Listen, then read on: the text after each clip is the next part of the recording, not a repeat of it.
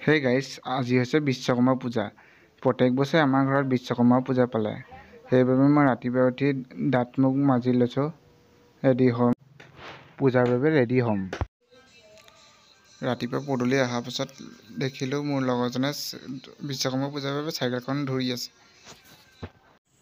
মামাহঁতৰ ঘৰ পদূলিত কাকাই গাড়ী ধৰি আছে আৰু মই বাইকৰ চাবিটো অন কৰি চালোঁ।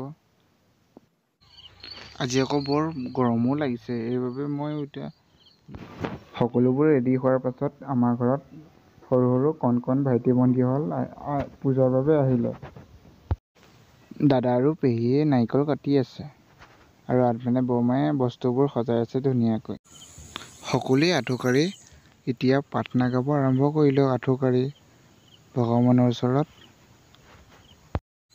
সকলো সেৱা কৰি হোৱাৰ পাছত দাদাই গাড়ী এখন এখনকৈ সেন্দুৰে ফুট দিলে আৰু দাদাজনে সকলোবোৰ বস্তু ফুট দিয়াৰ পাছতে আৰু ময়ো বমাই সেৱাকৈ ফুট এটা লৈ ল'লোঁ।